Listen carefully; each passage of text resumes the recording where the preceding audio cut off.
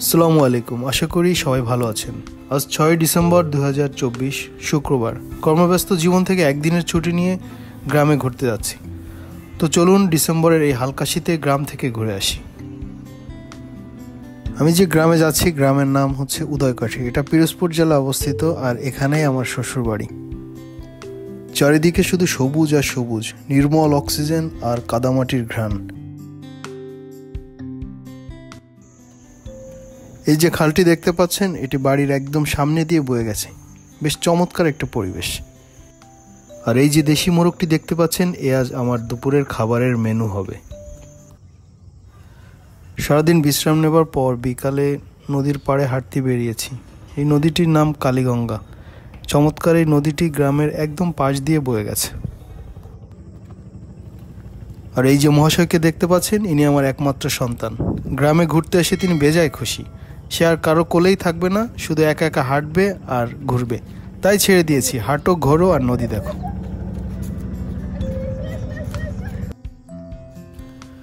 গ্রামের কৃষকেরা নদীর পাড়ের ফাঁকা জায়গাগুলোতে বেশ চমৎকার সবজির বাগান করেছে।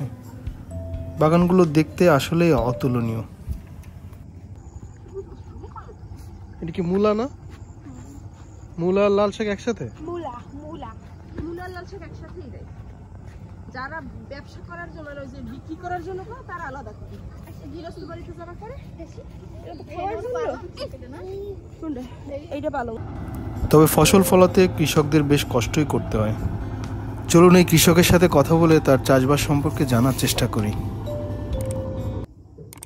এই কি কচু গাছ? কচু গাছ। ও, ততদিনে এটা খাওয়ার মতো হবে না?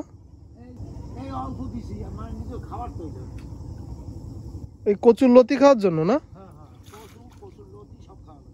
ও, আবার কিনে আনি নেই। এই পাশে হইছে, হ্যাঁ, আগে মানুষের দেশে না কচু, হ্যাঁ, গাড়িতে হইছে, সেই কচু দিয়ে বেড়া। ও, আর এই হলো মান কচু। এই মান কচু চারা খুশি। এই যে মান কচু চারা, এই মান কচু। ওইটা কই লাগাবেন? ওটা ওই পাশে বসে লাগাই তোমারই, মানে ওই একটা হইছে, সেই উঠে এদিকে ঢালাইছে। খাও, ক্ষতি নেই। এইটা হইলে কুমার, মিষ্টি কুমার।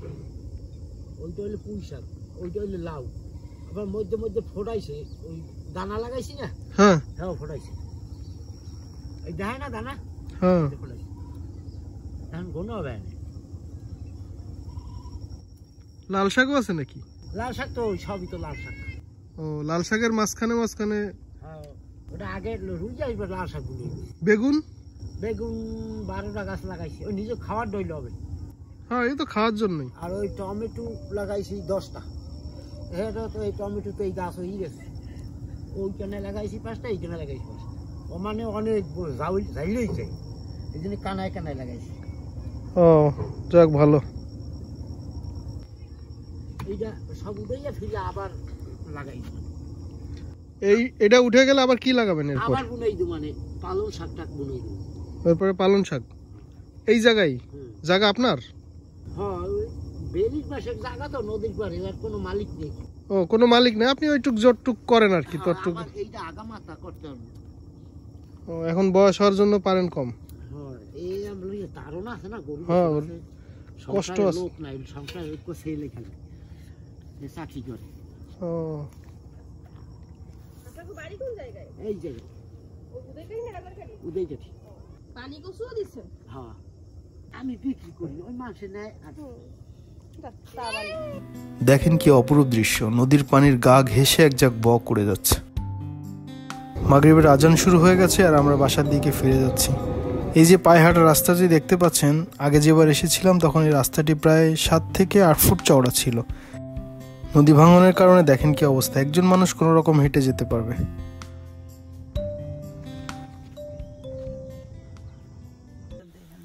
সন্ধ্যায় মাটির চুলায় চিতই পিঠা বানানো শুরু হয়েছে।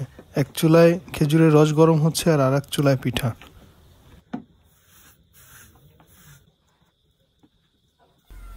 পিঠা ভাজা হচ্ছে। পিঠা ভাজা হয়ে গেলে প্রত্যেকটি পিঠা তুলে রসের হাঁড়িতে ভেজানো হচ্ছে, যা পরদিন সকালে খাওয়ার উপযোগী হবে।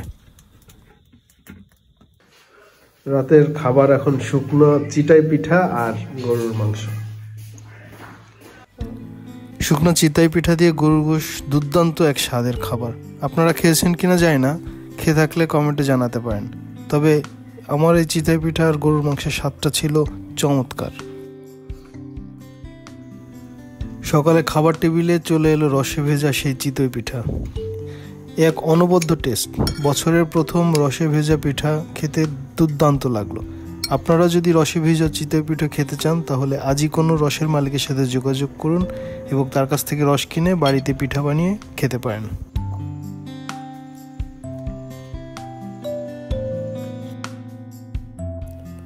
অল্প সময়ের জন্য ঘুরতে আসা গ্রামের এই পরিবেশকে বিদায় জানিয়ে আমি আবার ফিরে যাচ্ছি আমার কর্মস্থল যানজটের শহর ঢাকায়। সবাই ভালো থাকবেন, দেখা হবে নতুন কোনো ভিডিওতে। আল্লাহ হাফেজ।